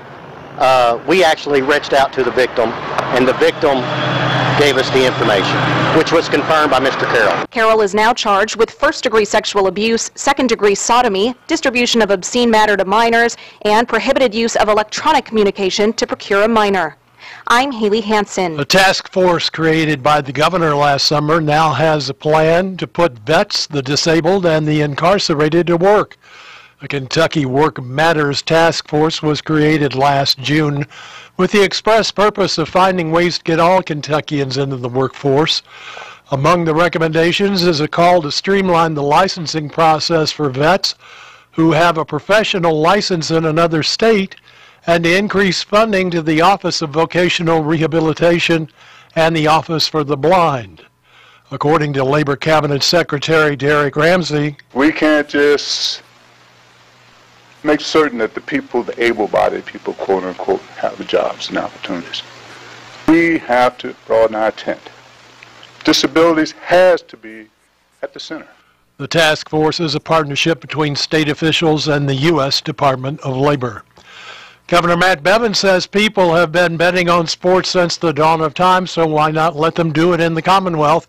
The governor yesterday said he's open to talking about legal sports gambling in the state now that the U.S. Supreme Court has opened the door. I'm Jerry Bloom. This is the Kentucky News Network. University scientists have long hypothesized, where does the magic man get his magic? The phenomenon that is the magic man is considered one of the great wonders of science. Truth be told, there is no science greater than magic.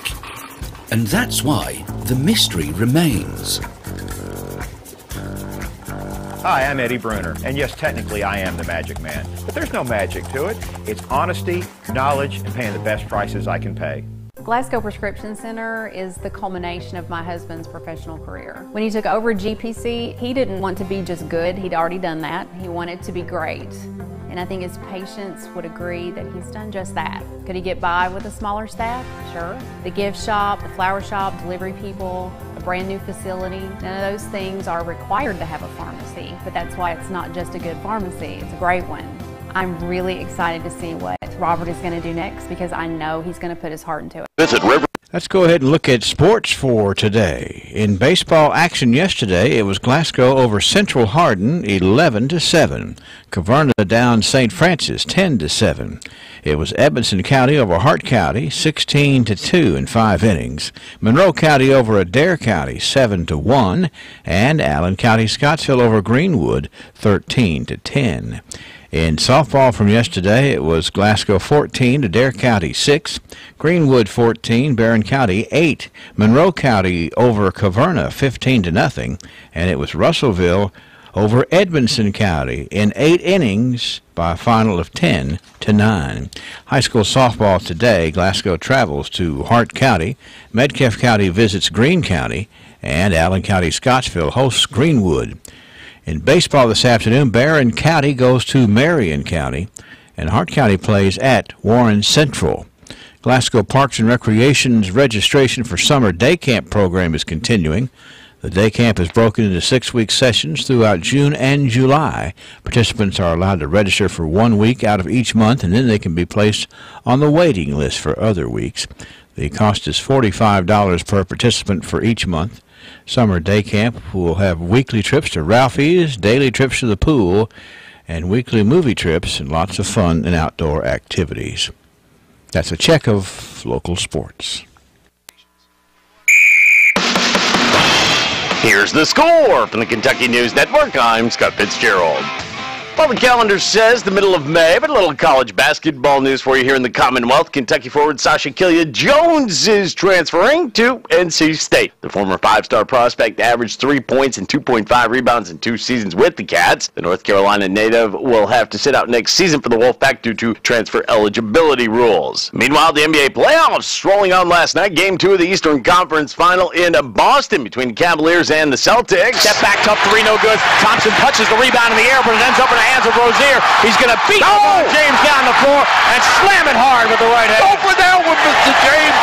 Get some of that. Former University of Louisville standout Terry Rozier pouring in 18 points. The Celtics overcome a 42-point triple-double by LeBron James. They beat the Cavaliers 107-94 in Game 2. Cleveland will host Game 3 on Saturday. Meanwhile, Houston hosts Golden State tonight in the West, trailing 1-0 in that series. On to Major League Baseball now, the Reds jump out to a 3-0 lead on the Giants, but they couldn't hold on. They fall 5-3 at AT&T Park. Tyler Mahle takes the loss for the Reds. They'll try again today to get 1 game out of the series. Matt Harvey makes his second start since joining the Reds. Meanwhile, the St. Louis Cardinals gave up 3 runs in the bottom of the 7th. They fall 4-1 to Minnesota. They'll finish that 2-game interleague series this afternoon as Miles Mikolas gets the nod for the Redbirds. On to college golf now, the NCAA tournament continuing on. Senior Kentucky men's golfer Cooper Musselman was one of 12 players on the course to card a sub-70 score during the second round of play at the Bryan Regional yesterday. Musselman posted a 400 par 68 to help UK move into 7th place on the leaderboard with 1 round to play. The top 5 move on. Meanwhile, in the Columbus Regional, the Louisville Cardinals stand at 38 over par, 21 shots out of that vaunted 5th place. And in the Kissimmee region, Western's Billy Tom Sargent is tied for 65th with a 2-day total of 151. I'm Scott Fitzgerald. This is the Kentucky News Network. The PGA Tour is coming to Lexington. See some of the finest golfers from around the world compete in the Barbasol Championship. Get up close and personal to golf greats July 16th through the 22nd at Champions at Keene Trace. Get your tickets now by visiting BarbasolChampionshipKY.com. It's the countdown to the Barbasol Championship as the PGA comes to the Bluegrass. For tickets, parking passes, and a complete schedule of events, go to BarbasolChampionshipKY.com.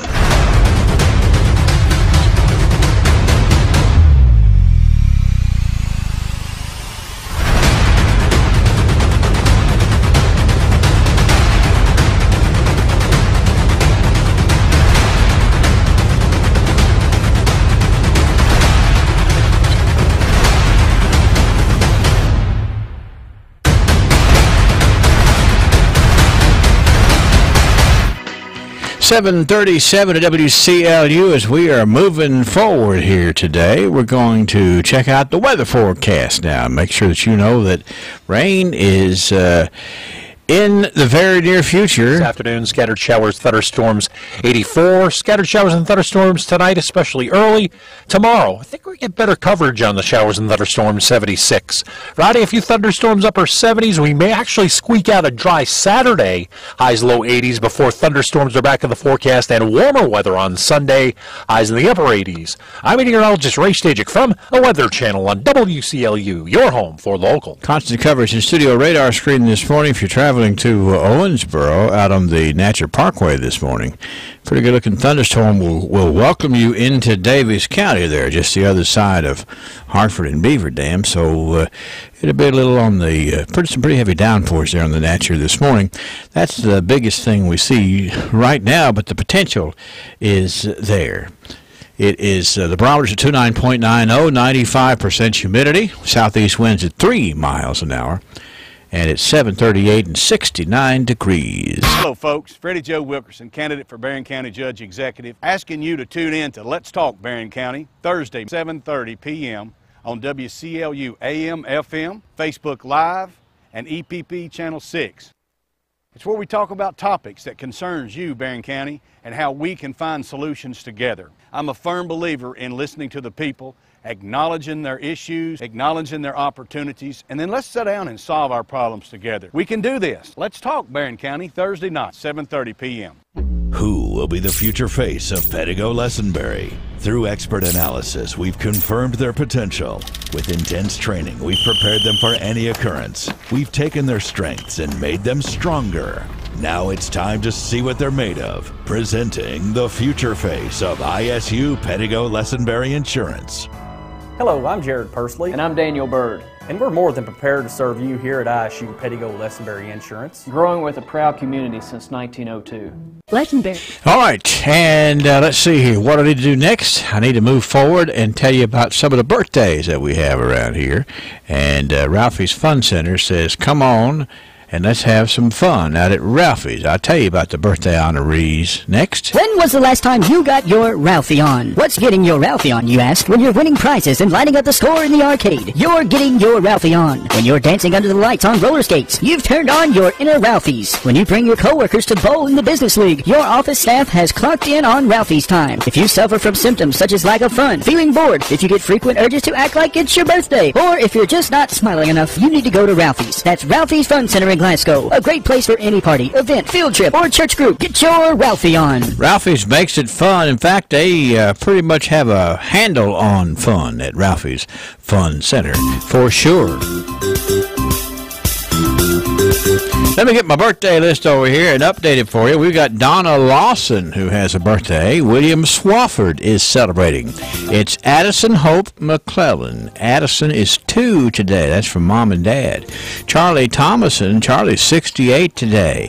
Bailey Staples Mays is 23. Miss Angie Coomer with a birthday today. Cooper Hinkle is 3. Riley Myatt is 2.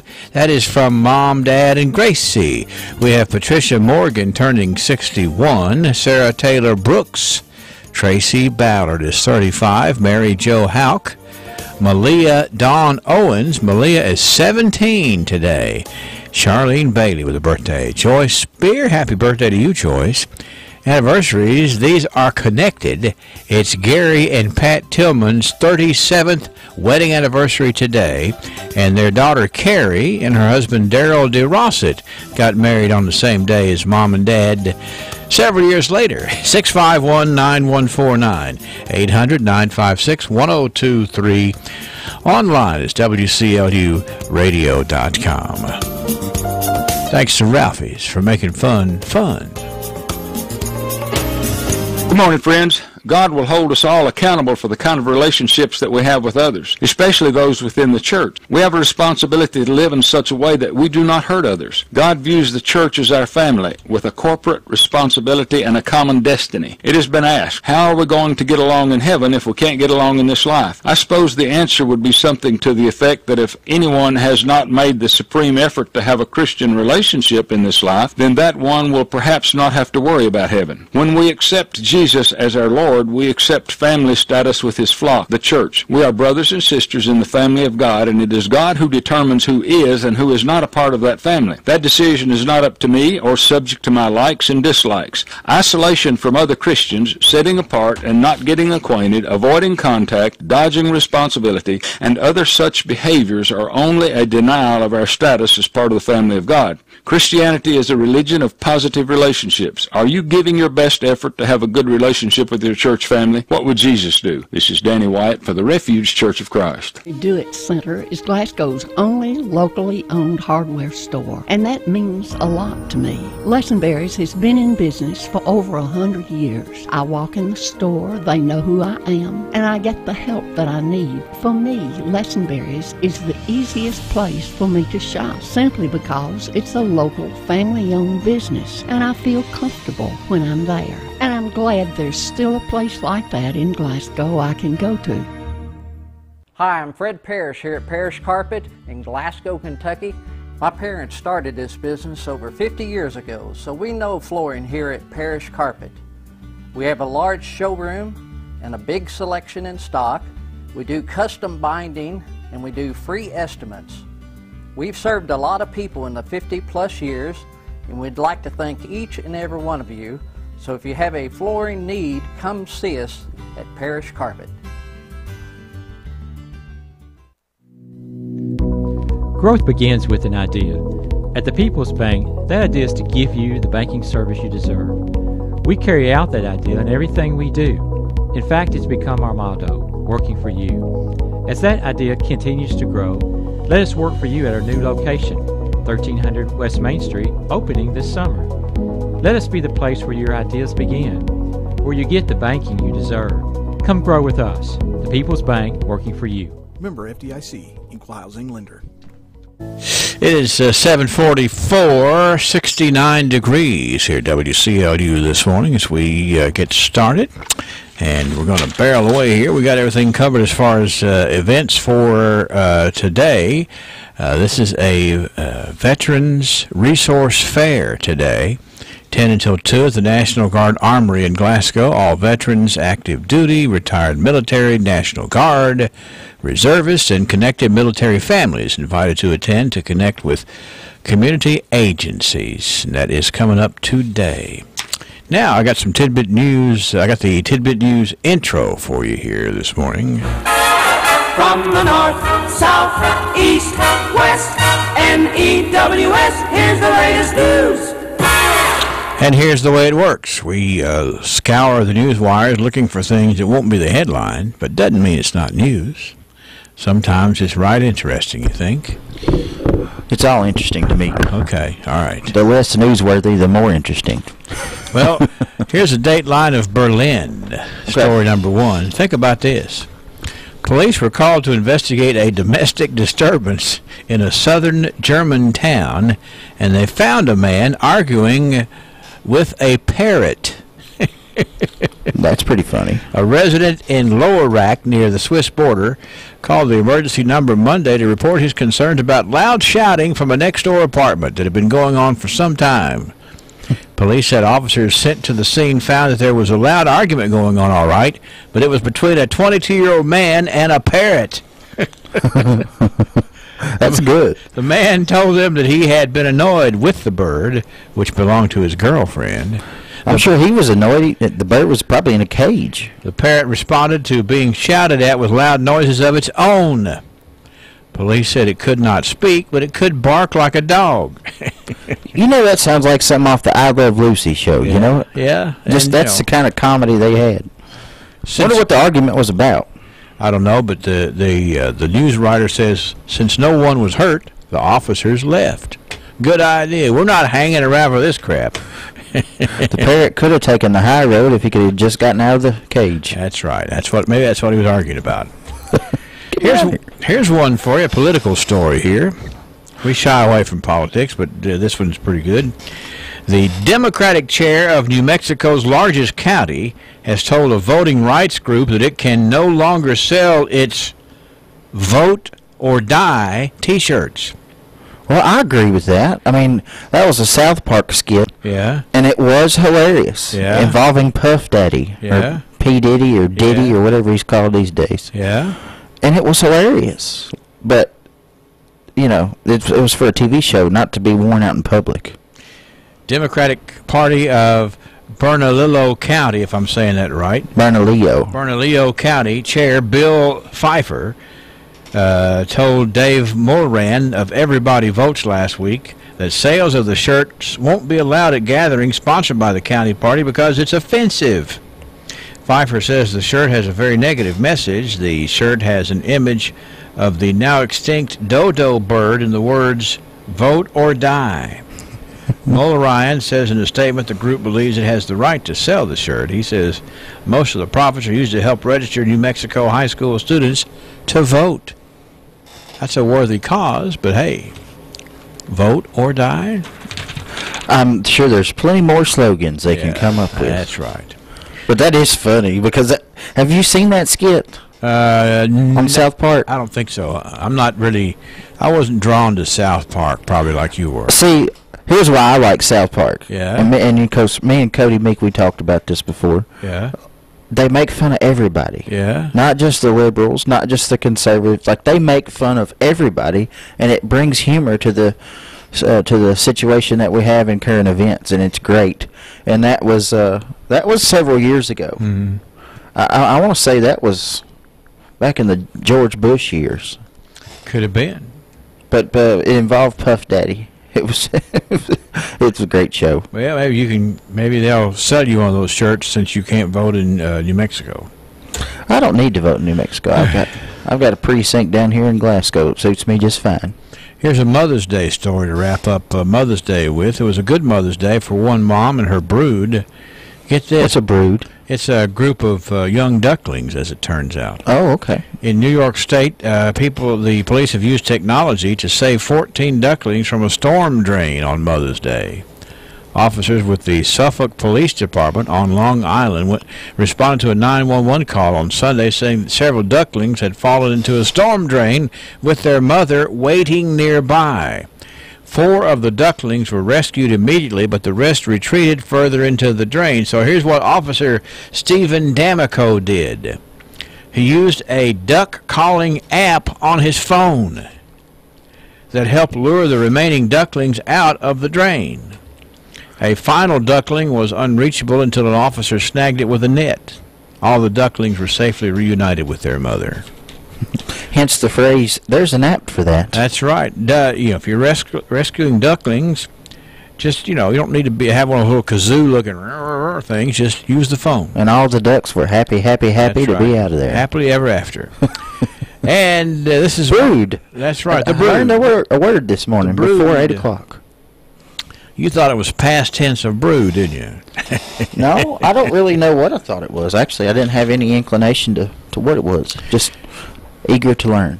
Finally, this is an interesting story here because of the competition involved. There's a college student who's won the job of master builder at a Lego center that's opening in Central Ohio later this year. University of Akron student Max Davidson beat more than 70 contestants in the Lego building competition in early May in Columbus. The Akron newspaper reports that a 22-year-old built, are you ready for this? He built, out of Legos, an aquarium.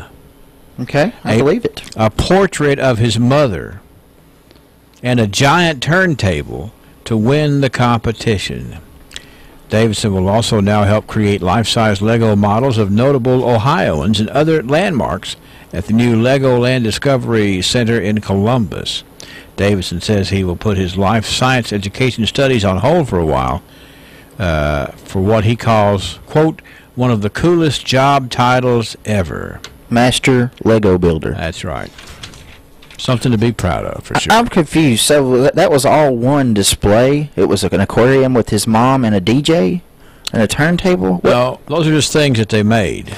I was going to say, I was like, does your mom look like Ursula and work at a radio station? Well, no, I think that I'm confused. It's a different kind of turntable. One like you can, display something, like a Lazy Susan. Yeah, that's exactly what it is. There you go. So there we have it, a hodgepodge of tidbit news. Pretty good round. Arguing with the parrot. I want to see that on video. That's right. And I'll have that song, 2 turntables and a microphone, stuck in my head the rest of the day. That's where it's at. It's at. That was the problem, though, is that there wasn't anybody, wasn't anybody to explain to the parrot how life works. That's Glenn Beck's brother, Well, I can't believe it. You played the news sounder earlier. For what? Wes said he was confused. Breaking news. Oh, okay. Well, Wes is confused. I'm often confused. Yeah. Well, I feel your pain. But as far as the tidbits knows, we're all straight, right? Did you read the one Jerry Ream brought in? No, I was going to save it for you. Read that one. Well, let's go. I'm here. I'm here. Let's do it. All right. So Jerry Ream. Jerry Ream. I thought you said Jerry Reed. No, Jerry Ream. Jerry Ream, the one that likes to talk about Calvary Drive. Mm-hmm. Or Cavalry Drive. A pair of alleged burglars managed to send footage of their getaway to the homeowner whose residence was entered. This is crazy. This is down in Graves County, out in far west Kentucky. A Boaz homeowner reported to the Graves County Sheriff's Department Saturday morning that his house was being robbed because the trail camera on his property sent images of perpetrators on to his phone. Mm-hmm. Because they took the trail camera and left it running, Didn't turn it off. They sent pictures of themselves and the getaway car to the homeowner, who forwarded the footage to law enforcement. Ooh. It was an easy day on the job for that detective. Talk about Kentucky proud. There you go. 29-year-old Michael Hammock and 32-year-old Jesse Courtney. Both of Boaz were subsequently found to be in possession of stolen items in plain sight. You don't have any proof on me. Can we go Deputies said a search warrant allowed them to recover almost all the property. Hammock, I like that name, was charged with first-degree burglary, receiving stolen property worth less than $10,000, tampering with physical evidence, possession of a handgun by a convicted felon, and possession of a firearm by a convicted felon. Courtney was simply charged with receiving stolen property, possession of marijuana, and possession of drug paraphernalia. You know when they realized they didn't turn off the trail That's right. That was that was one of those hair standing up on the back of your neck moments. I think that's worth a dumb criminal's play, don't you? I'm telling you, they're crazy. Yeah, that's not smart at all to, to film it all, just in case you were to get caught, you have some defense. I'm just saying. In their defense. Yeah. I'm sure that the instruction manual for that camera wasn't just sitting out there in the woods with it. Yeah. They probably didn't know how to turn it off. Yeah.